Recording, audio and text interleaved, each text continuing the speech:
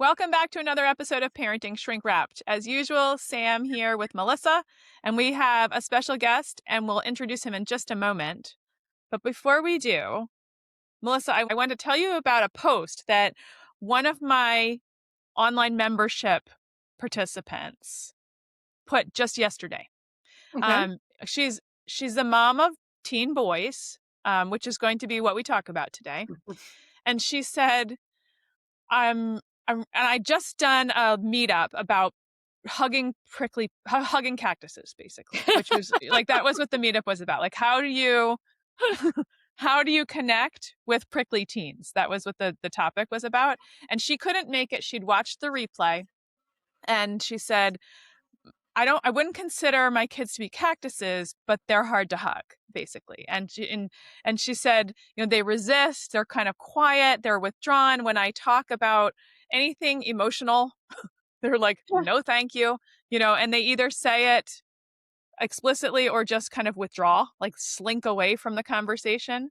And she put out to the group, like, give me your best stuff. How do you connect with boys who don't? And she said, it's such a disappointment because I want to be like hugging them and giving them kisses and like connecting with them.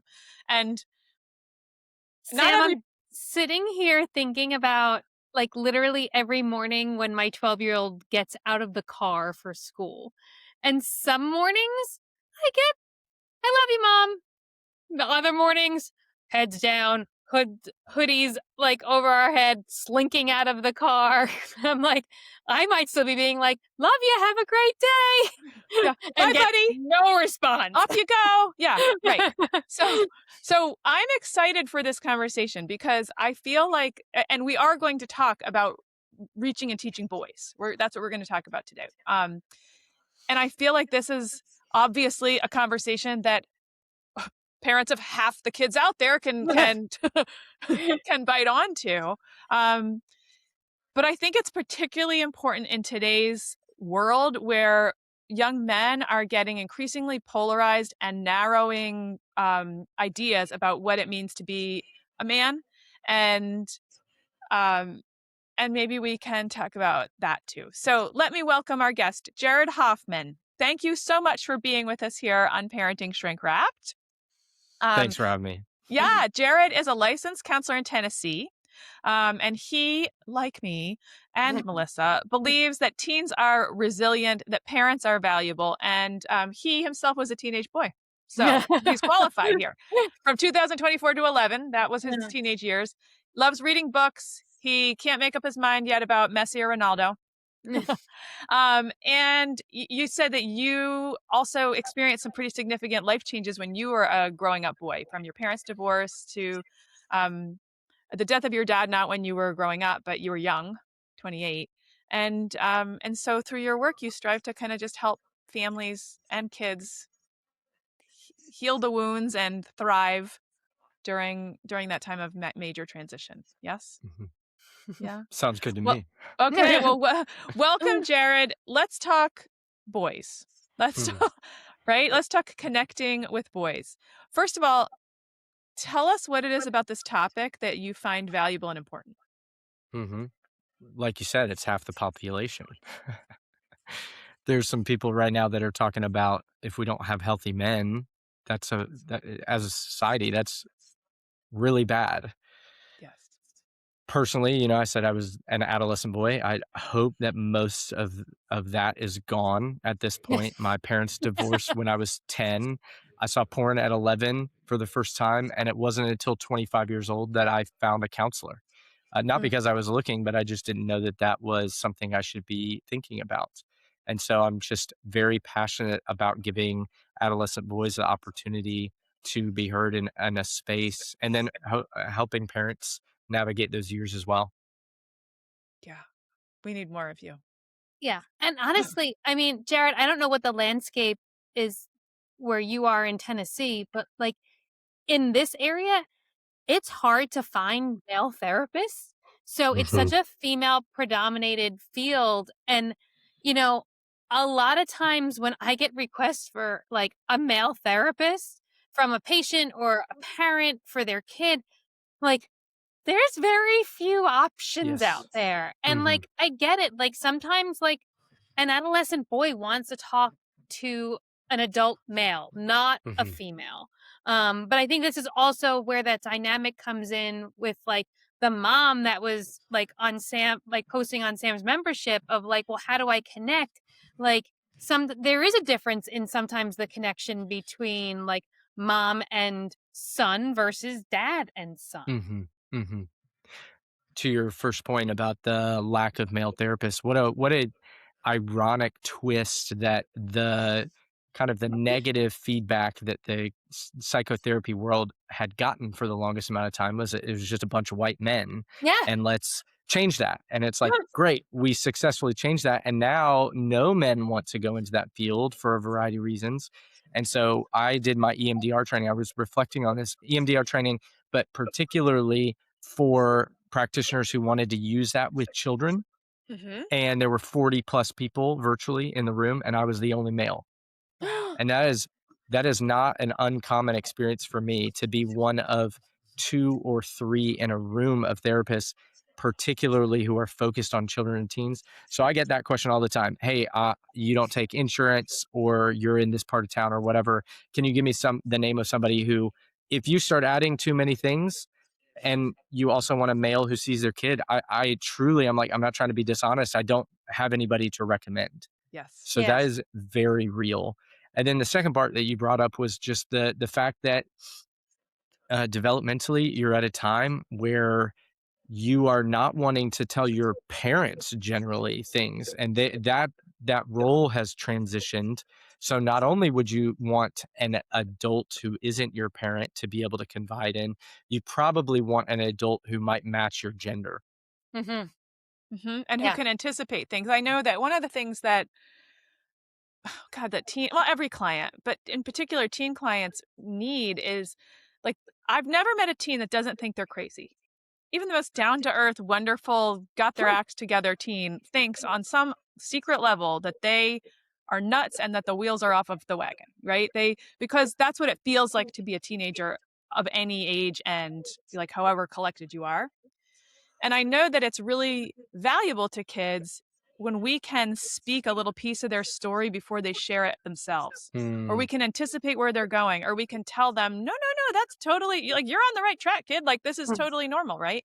And Hmm. to, I feel like for young men who, I'm going to generalize here, but they are socialized perhaps to share less of their inner world than young Hmm. women are.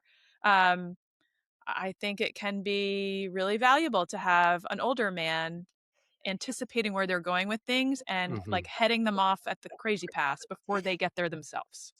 Right. You were laughing as you read my bio. I do this kind of thing on purpose, and it's a reflection of what I do when I work with teens, which is what you're talking about. It's like I'm just going to go ahead and throw out something that gains me some, like, you have to tell me less. And it might be because of my age. It's also because I just work with this all the time. And so it's like Ronaldo or Messi, that's so silly to maybe an adult who doesn't work with teens all the time, or they're just like over it. But it's like a real question that they want me to answer.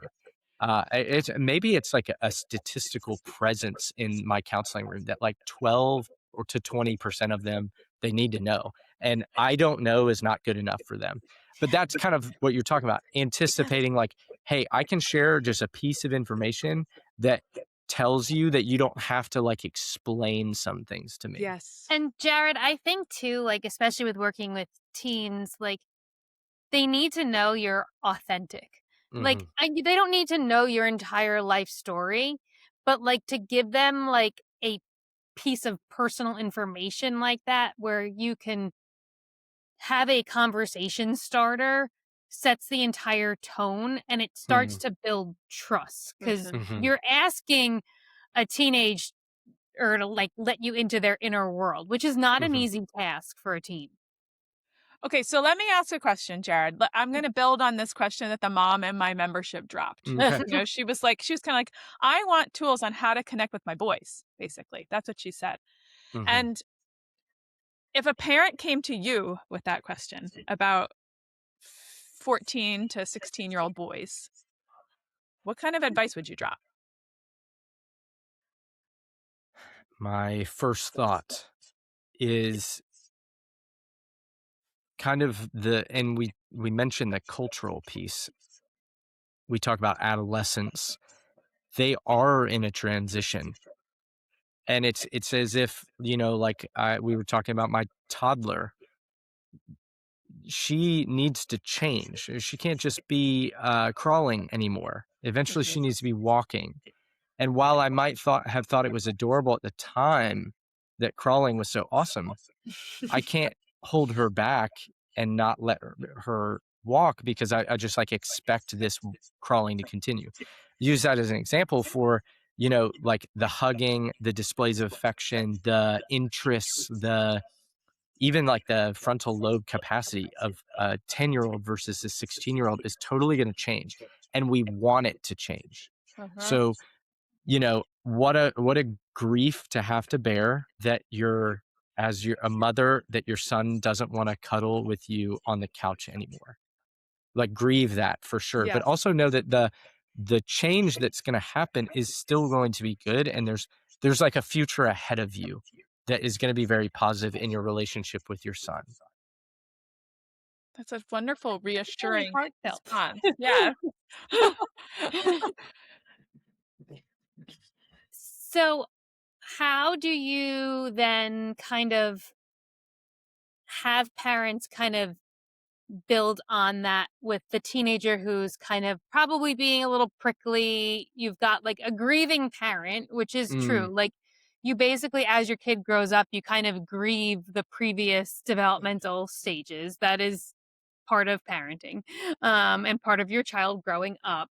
Um, what do you suggest then that like the mom or dad of an adolescent, you've got this like prickly kind of adolescent boy, young man kind of in the state of transition, like how do you suggest the parent then kind of continue to approach that teenage boy? mhm. Yeah, the things I recommend most often to parents are on play. Your teenager still wants to play to some extent. The homework that I assign most often is 3 minute or three times a week for 15 minutes to engage your child in whatever they want to do. Because that kind of on the theme is like we expect that they would want to do the things that they did at 10 and it was cute and it was fun and that's going to change. And so kind of keep up with the times and go, you know, Fortnite is not enjoyable. Let's admit that, but what a powerful moment to literally sit next to them and learn about their world and even attempt it, even though it's completely embarrassing. You say the word prickly, like some of those prickles are maybe going to fall off with the investment of similar or of interests of the child. That's one thing. The second thing that I usually talk about is an expectation that they would answer our unending questions. And sometimes we ask too many questions. And if a male, particularly on average, is going to be less verbal, then why would we expect that they're going to answer as we're talking about moms, specifically a female, like unending questions about their feelings and stuff? Like, let's give them some space to just grunt. Maybe like you were saying, half the time your kid gets out of the car. Okay, my expectations should be 50% of the time rather than 100%. I Yeah. love that. So what you're saying is manage your expectations. Lower the bar for what Mm. counts as availability. Yeah, because then you have the opportunity to really be happy about the times that they do, rather than to be constantly disappointed at the times that they don't. And when you think about how much action is happening inside of kids' brains and bodies, it's no wonder that sometimes they respond with a grunt or they come off in ways that seem rude Mm, because they're not thinking, gosh, what does my parent like there's that's too much to hold at mm, once. They're mhm, And managing more all so sorts of they're other just things. worried about what their peers think way more than what mhm. parents think at that age anyhow. Yeah, true Mhm. story on that one. Absolutely. Um, you wrote in your survey, Jared, because we have our guests fill out like a, tell us about yourself survey, and you wrote, your teen boy doesn't need more info, they need Mm. more exploration. What did you mean by that? Yes, that's exactly what I meant when the root of the question asking, right? We want them often. Our conversation even is built around in either information getting or information giving. But ironically, that's not what therapy is about. Like people don't come to me because they don't have the information. Like in fact, they might have too much information. Yeah. Mm-hmm. They don't know what to do because they feel stuck, not because they couldn't write down a list of the top 10 reasons why I should study rather than going to this social event. And so when we think about teen boys, what do we expect them to do is to tell me all about their day. And then I tell them all the things that they could have done better or they should have avoided. I share my opinion. That's how our conversations can get often, I think, as parents, rather than sitting with them. That's why I talked about like an interest, something to do with them, or even just the tool that I use the most to get them. This comes from motivational interviewing, which is trying to get someone to make a change about something that they want. I I'm guessing some of the parents that are listening right now are like, I know exactly what I need them to do. They need to do this thing. They need to implement this. They need to take out the trash. They need to finally get out of bed. It's not that hard. Any of those things. And they don't need more information. They actually need to explore, which also requires failure. And in an actual conversation, that is not you tell me what you're thinking and I tell you what I'm thinking. It's actually you tell me what you're thinking and I'll tell you what you're thinking and see if I got it right. You tell me, let me reflect that back. Oh, you're having trouble getting out of the bed because you feel depressed. And if you're right, that's empathy. And if you're wrong, they're going to tell you what it is, and then you can understand what they think. It's Yeah. That's slower though, actually the and root of change. Oh, it's yes. slower, and that's maddening for parents. I was talking with a dad recently whose kid's having trouble going to school, and um, and he was like, I can't, like, I can put up with trouble with a whole lot of things, but like school attendance is paramount. Like it's just like It has this is my legal kid's top. ramifications. Yeah. Right, right. Like, and the dad was not wrong. And I was trying to kind of sell him on the merits of what you just were describing, which is like slowing down and using Mm, connection. And the dad was like, yeah, but like I really feel strongly. Like the dad couldn't get beyond his mhm, feelings. I'm like, I'm not telling you to not feel strongly about it. But if mhm. telling your child to just go to school worked, it already would have. Right. And Yeah. that was like, oh, fair. Yeah. Mm, And- mhm, but Well, it's not our instinct, and it requires us to manage so much of our own what mhm, mhm. mm-hmm. while we're reflecting, so you feel depressed, because in my head I'm like, you're depressed, wait, what do you do, like, But do I need to the fix roof that? over your head isn't Yeah. making you feel any better. Are you kidding me? No. Yeah, exactly. So, switching gears a little bit, Jared, I'd love your take, especially with working with teenage boys, like a little bit more about like the messaging and the polarizing views of Hmm, like becoming like a man and like being a young adult male in like today's society, because it is different than when we were younger. Like mhm. times have definitely changed. Hmm. Yes. Well, I feel like most of my job right now has just been plagiarizing from all the people who are writing amazing stuff about it. To explore that more fully, I recommend Of Boys and Men by Richard Reeves. He's talking about some of the cultural implications. I think the thing that stands out that he points out that's really interesting is the spectrum that we've fallen trap into of the I'm using his language, like the left side that would say toxic masculinity, right? We got to stamp out the aggression. The patriarchy has been the cause of all of suffering for human history. And it's like there's that side. And then there's the side of like, oh, if we just go back to what it was and we have these traditional gender roles and men just like be men and they don't show any weakness, then everything will be better. And it's like neither of those are the full story. There's a range of male or and female kind of like temperaments. And Mhm. so allowing nuance to like not every guy has to want to be in the gym, and also not every guy has to say no to cooking, right? Like they can do that too. And culturally, I think they're just in a really hard spot. So they're expected to be aggressive, but only in like certain areas. I think that's one of the reasons why we see like school behavior being such a big deal and school performance being so low for boys. I'll stop there because I feel like I could just go like Oh a my gosh. million Well, miles an I hour on that. go ahead, I Melissa. You have something to say. I was just thinking, like, you know, I'm laughing somewhat. Like, my husband is a cyclist, like mountain Mhm. biking, but also I will tell you, like, he's the cook in the house, not me. Mm. Mhm. Like, and like, do those two things kind of like go together? But like, also, does that matter? Mm. Um, and I think it's about like kind of that's what was coming to mind when you were talking that like, he grew up in a household where his mom definitely was like the cook. And his mom and his sister can both like really cook. And like, I grew up in a household where my mom cooked, but like he came up in a household that had much better cooking than my household. Mm. And so he's the chef, not me. There Mhm. Um, I think adult men have the privilege of rewriting a story potentially, like, they're less susceptible to, um, to the like, they just have the freedom and maybe even the confidence, I would hope, more confidence Mm. to kinda chart manhood as they see Mhm. fit. I I used to teach sex ed, and I would when we talk about gender identity and gender Not for the role. faint of heart.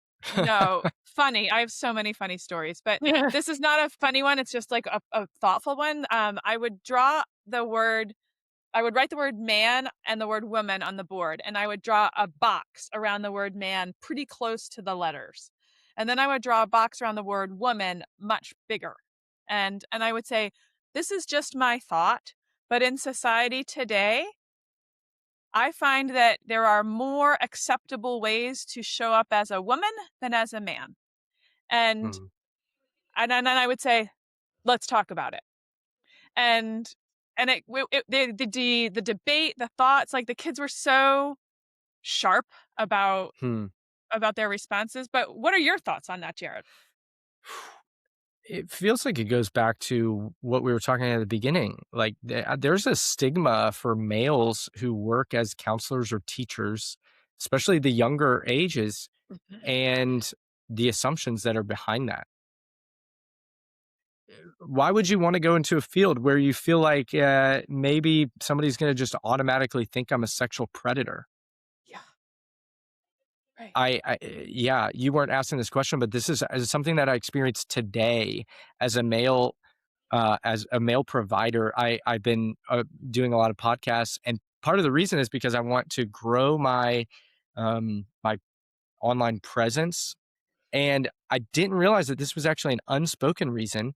Grow my online presence because when you Google my name, especially if you're around this location, there are two Jared Hoffman sexual predators. Oh my gosh. I'm actually Okay. and female providers don't ever have to deal with this as much because I looked it up. It's like 96% of people on the sexual offenders list are males, Oh right? my And so god. when you're thinking about like the expectations of a teenage boy and what field they go into, right? I was actually pushed to be like go into math or engineering. And that's what I majored in, even though my skill set didn't even align to that. I'm not good at math. I'm much better with people. So if we're talking about teenagers and teenage boys being in the midst of identity versus role confusion, and that box is like this big, and we're throwing at them all of these things that they don't want to be. I mean, that like totally goes against the ideas of like existential purpose and meaning and finding what that is for me. If 90% of that is just expected, that's going to be a very unfulfilling and probably like anxious and depressing life. Yeah. And so then we get aimless Anxious young and men. depressed. young men. Mhm. Which leads Throw me to a in oh, some addiction through phone use, gambling, pornography, video games, social media, and you have the perfect recipe for like isolation and loneliness. which was what I was about to bring up because I find that a, a hard presentation to like to figure out what it means for parents and also frankly I think for kids themselves. And I see this more with boys than with girls. And that is the withdrawn kid who's spending all their time in their room, Hmm. probably with a screen, might be on video games, might be on their phone. If they're on video games, they might be talking to virtual friends or actual friends who they only interact with on video games. But they are not talking to their parents much. They're not leaving their room much. They're neglecting other obligations in their life. They might be the kid who doesn't get up and go to school. Their homework is starting to, slow down. They're bowing out of things that used to be exciting for them when they were younger. How do we conceptualize that? Is that a depressed kid? Is that a kid who, for whom the world has put them in too small a box and they're like, fine, I'll just stay in this little tiny box called my bedroom, right? I, um, because oftentimes we see it as a won't, like I just refuse to engage in the world as opposed to can't. And I'm interested to hear your thoughts. First of all, do you see that presentation that I'm talking about? Oh, all the time. Yes. I mean, that's a natural bent uh, in the probably in the post COVID world where that's just so easily accessible to like live my life in a room versus out in the open world, particularly for children who are, I call them, I don't say native, I say digital alien, like they've been on this other planet for their Yeah. entire life. And so, the positives that I would say, because parents, it can be very easy to point out the negatives. The positives are that they are doing something that's achievement based. That's why video games can be so addictive, is Mm-hmm. because there's achievement behind it and built into it. And they are maintaining actual real social connections, even though it's a virtual. I point out that virtual therapy is as effective as in-person therapy. The question is, what are the risks of maybe non-deep friendships and social interactions in a virtual reality or a video game space? And the risks are very high, probably much more than in-person interactions. I think what you get in that is a cycle where I've gotten very comfortable. And you said parents have to deal with their own stuff, and Yeah. parents are very comfortable to kind of forego the dangers of the quote real world. And at least I know they're not doing this. First, you do not know that because plenty of the stuff online that they're doing is probably more dangerous. And I forgot what second was, but yeah, I would encourage people to uh you're going to have to deal with your own anxiety about this situation. So the child Absolutely. is anxious and they've been reinforced in their anxiety to maybe get smaller and smaller and smaller of a world. And you've had the reinforcement of like, hey, this is at least safe. Driver's license is the perfect example. We're seeing numbers of people, well, actually, first incidents of alcohol, first sexual interactions, and driver's license age have all gone up. Yep. And Yep. it's because as a parent, I'm pretty freaking anxious that you're going to drive this vehicles that keep getting bigger and bigger, and people are texting and driving. And so the thing I do that I recommend to everybody is like a very easy tool is like the fear hierarchy. Is like we need to start chipping away, increasing the confidence of that teen boy's experience to go, oh no, I can do hard things. But the thing I would make sure people realize is like you have to deal with uncomfortable circumstances and anxiety to get to the place. Like that's Yep. X plus Y. The only way to get to Z is to deal with Y, which is Yep. the anxiety and the Yeah. fear. So you went there. You went right to anxiety, which is usually where I go too, because but I think that can be puzzling because these are not kids who typically look like they're quaking in fear. They Hmm. don't look like they're Mm-mm. they often are not verbalizing fear because some can't verbalize it or it's just this amorphous sort of existential dread that they feel and it's this sort of immobilization. Hmm. Um And I love that you just assumed anxiety, which that's generally what I assume too. Like I like that it's not a won't, it's a can't for some reason. And the recipe isn't waiting it out, it's doing some brave stuff. Hmm. Yeah.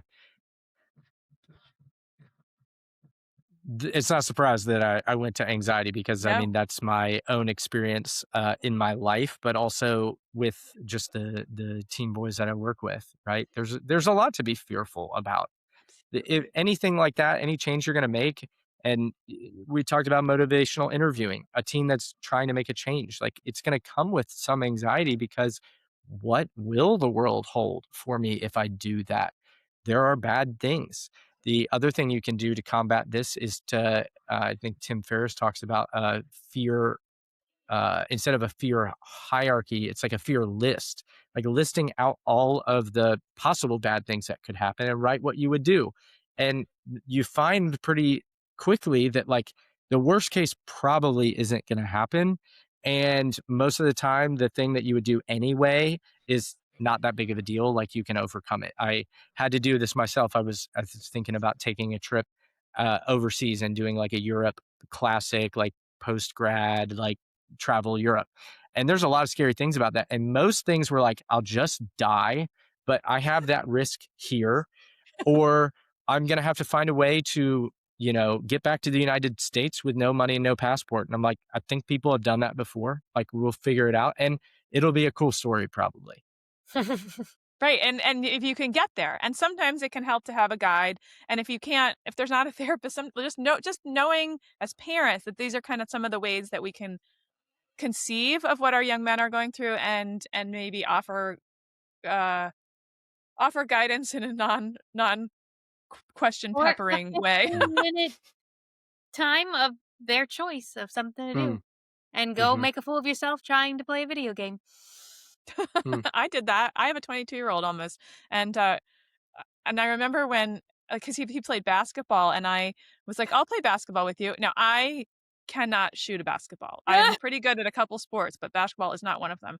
And but one of the sports I'm good at is lacrosse, and the defense in women's lacrosse is the exact same as the defensive mm. positioning in basketball. And so I was like, I'll be on permanent defense. You can be on permanent offense. And we had so much fun. He was like, "Damn, Mom, you're pretty good." I'm like, "Yeah, but don't let me touch the ball. This will just keep you moving." But it was a fun way for us to connect. Within my skill set, at least my limited skill set. So, Jared, if our listeners want to find you, reach out to you, where can they find you? Sure. I don't do a lot of social media because it's not very good for me. And so I'm on LinkedIn. If anybody's on LinkedIn, and then I have a website, jaredhoffman.com. I have a newsletter. You can sign up for it there. And then something that I recently created is just a quiz. It's a 15-question quiz to answer some of the questions, Sam, that you brought up about like, is this just a normal teen experience? Who's interested in video games, or is there something deeper that needs therapy? And so that quiz is just called "Does My Teen Need Therapy?" And it's a big green button on the corner of my website, and it'll shoot out some thoughts and answers and kind of the reasons for all the questions. So that can be helpful. You don't have to put your email in. If you're a parent and that you find that valuable, you can share that with other parents too. And we'll make sure it's in the show notes. So if people are listening, the link will be there. Thank you, Jared Hoffman. This has been a great conversation, probably tip of the iceberg for sort of the issues facing young men in our society today. And to our listeners, thank you for joining us for this conversation.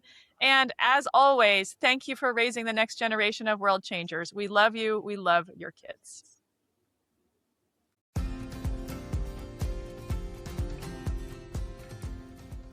Thanks for joining us on this wild ride called parenthood here at Parenting Shrink Wrapped.